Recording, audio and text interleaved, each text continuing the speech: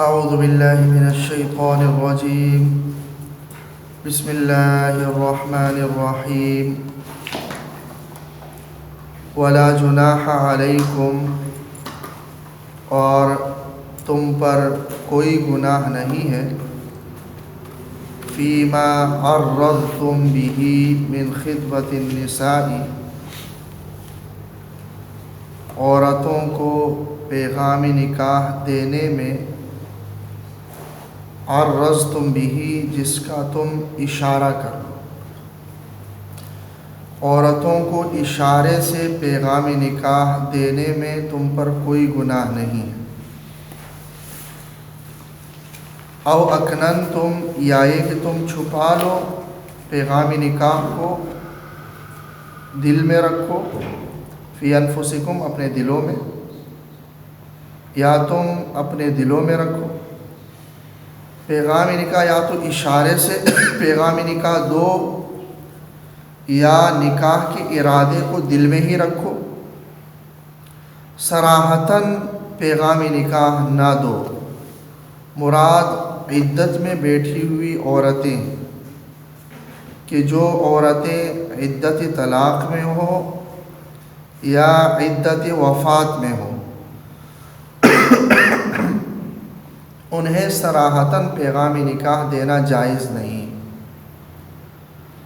ہاں، اشارے سے نکاح کا پیغام دیا جا سکتا ہے، جیسے صراحتاً تو نہ کہے کہ میں آپ سے نکاح کرنا چاہ رہا ہوں، بلکہ یہ کہہ دے کہ ہاں مجھے ایسی عورت کی ضرورت ہے جو بیوہ ہو یا نیک ہو یا فلاں، اس طرح کے اشارے سے کہہ سکتا ہے، یا دل میں ہی ارادہ رکھ لے کہ ہاں یہ عورت جب عدت سے اس کی عدت پوری ہوگی تو میں اس سے نکاح کر لوں گا اور اس کو پیغام نکاح دوں گا۔ صراحتاً نہیں کہا جا سکتا، یہی بیان کیا ہے اس میں۔ علم اللہ تبارک و تعالیٰ کو معلوم ہے، انکم ستذکرونہن، کہ تم ان عورتوں کا تذکرہ ضرور کرو گے، یعنی جن معتدہ عورتوں سے نکاح کا تمہارا ارادہ ہے، اللہ کو معلوم تھا کہ تم ان سے اس نکاح کا تذکرہ ضرور کرو گے، اس لیے اللہ نے اس کا حکم تمہیں بتا دیا کہ صراحتاً نہ کرو، اشارے سے نکاح کا تذکرہ کر سکتے ہو۔ وَلَٰكِن لَا تُوَاعِدُوهُنَّ سِرًّا، لیکن تم ان عورتوں سے چھپ کر نکاح کا وعدہ نہ کرو، ایسے عدت میں بیٹھی ہوئی عورتوں سے چھپ کر نکاح کے وعدے نہ کیا کرو۔ إِلَّا أَن تَقُولُوا قَوْلًا مَّعْرُوفًا، مگر یہ کہ تم کوئی بات کہو قاعدہ شرعیہ کے مطابق، شرعی قاعدے کے مطابق کوئی بات کہو، اور وہ شرعی قاعدے کے مطابق بات وہی ہے کہ اشارے سے کہہ سکتے ہو، نہ صراحتاً، نہ تو علی الاعلان کہہ سکتے ہو، اور نہ ہی چھپکے سے ان سے نکاح کا وعدہ کر سکتے ہو کہ ہاں تمہاری عدت پوری ہو جائے تو میں نے تم سے نکاح کرنا ہے، یہ وعدہ کرنا بھی جائز نہیں، نکاح کا صراحتاً پیغام دینا بھی جائز نہیں ہے۔ ہاں، صرف یہ کہ اشارے سے کہا جا سکتا ہے، یا دل میں یہ ارادہ لیا جا سکتا ہے کہ ہاں یہ عورت جب عدت پوری کر لے گی تو میں اس سے نکاح کر لوں گا۔ وَلَا تَعْزِمُوا عُقْدَةَ النِّكَاحِ، اور تم ارادہ نہ کر لو عقدۃ النکاح، نکاح کے تعلق کا، حتیٰ یبلغ الکتاب اجلہ، یہاں تک کہ عدت اپنے مقررہ مدت تک پہنچ جائے۔ جب عدت پوری ہو جائے اس کے بعد ہی تم نکاح کر سکتے ہو۔ وَاعْلَمُوا، اور جان لو، ان اللہ یعلم ما فی انفسکم، کہ بے شک اللہ تبارک و تعالیٰ جانتے ہیں جو کچھ تمہارے دلوں میں، فاحذروہ، لہٰذا اللہ سے ڈرو۔ تو اللہ کو ہر چیز کا علم ہے، تو جن احکامات کا تعلق ایسا ہے کہ جو انسان چھپکے سے کر سکتا ہے، تو وہاں بھی یاد رکھیں کہ اللہ کو تو معلوم ہے، اللہ سے تو نہیں چھپا سکتا۔ اگر چھپ کے نکاح کا وعدہ کر رہا ہے تو اللہ کو تو معلوم ہے، وَعْلَمُوا اور جان لو ان اللہ غفور حلیم کہ بے شک اللہ تبارک و تعالی بخشنے والا ہے. اگر کوئی خطا کوئی گناہ ہوا ہے تو اللہ سے معافی مانگ لی جائے تو اللہ بخش دیتا ہے. حلیم اور اللہ حلیم ہے، بردبار ہے کہ گناہوں پر اللہ فوراً سزا نہیں دیتے بلکہ اللہ تبارک و تعالی مہلت دے دیتے ہیں. ہو سکتا ہے وہ بندہ توبہ کر لے اور ہو سکتا ہے اپنے موت سے پہلے وہ پلٹ کر آ جائے. نہ آئے تو تب بھی اس دنیا میں اللہ سزا نہیں دیتے، اللہ برداشت کرتے ہیں، بردبار ہے، حلیم ہے، سزا آخرت میں دیتے ہیں.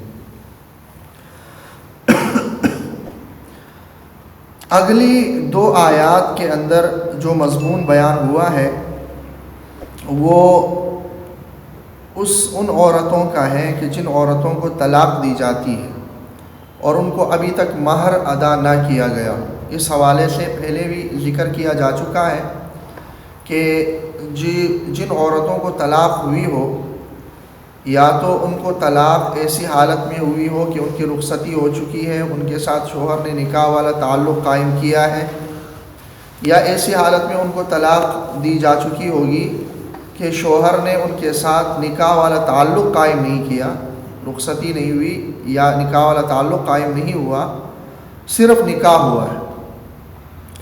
تو اگر عورت سے نکاح ہوا ہو اور اس کے بعد نکاح والا تعلق بھی قائم ہوا ہو تو پھر یہ دیکھیں گے کہ جب نکاح ہو رہا تھا اس وقت اس کا مہر مقرر ہوا تھا یا نہیں ہوا. اگر اس وقت مہر مقرر ہوا تھا تو اس عورت کو اب پورا مہر ملتا ہے، جو مقررہ مہر تھا وہ ملے گا. اور اگر اس وقت مہر مقرر نہیں ہوا تھا تو اس عورت کو مہر مثل ملے گا، یعنی اس جیسی عورتوں کا جو مہر ہوتا ہے وہ اس کو ملے گا.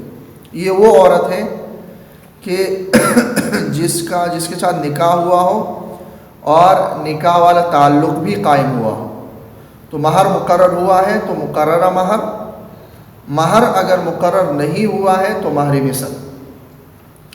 اور اگر عورت ایسی ہے کہ اس کے ساتھ نکاح ہوا اور نکاح والا تعلق قائم نہیں ہوا ہے، اس میں نکاح والا تعلق قائم نہیں ہوا تو پھر اگر نکاح میں مہر مقرر ہو گیا تھا اس کا تو اس کو اس مقررہ مہر کا آدھا ملتا ہے، پورا نہیں بلکہ آدھا مہر ملتا ہے.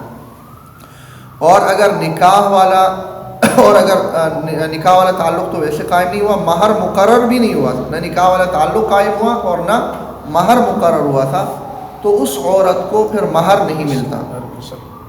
نہیں، مہر نہیں ملے گا.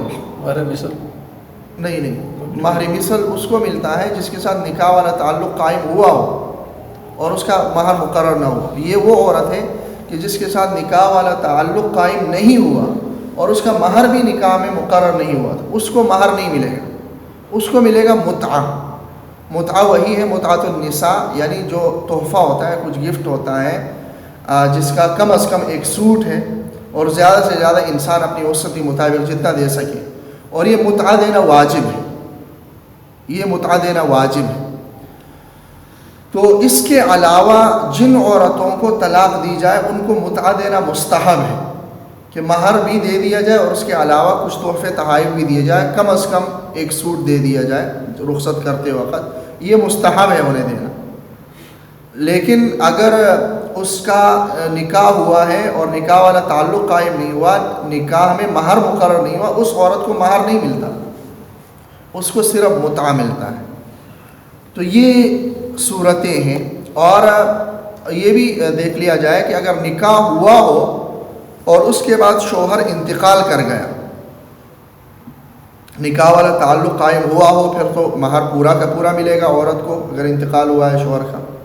لیکن اگر نکاح والا تعلق قائم نہیں ہوا اور صرف نکاح ہوا ہے اور شوہر کا انتقال ہو گیا تو اس صورت میں اس عورت کو پورا مہر ملتا ہے، جو مہر مقرر ہوا تھا اس کا پورا ملتا ہے. اگر مہر مقرر نہیں ہوا تھا تو اس کو مہر مثل ملتا ہے. یہ فرق ہے وفات میں اور اس میں طلاق میں، کہ طلاق میں اگر نکاح والا تعلق قائم نہیں ہوا تو پھر دیکھیں گے کہ نکاح کے دوران مہر مقرر ہوا تھا یا نہیں ہوا تھا. اگر ہو گیا تھا تو اس مہر کا آدھا، اگر نہیں ہوا تھا تو صرف متع. لیکن وفات کی صورت میں چاہے نکاح میں مہر مقرر ہوا تھا یا نہیں ہوا تھا، دونوں صورتوں میں عورت کو مہر ملتا ہے. اگر مقرر ہوا تھا تو مقررہ مہر، اگر مقرر نہیں ہوا تھا تو مہر مثل. تو یہ اگلی 2 آیتوں میں یہ مضمون بیان ہوا ہے.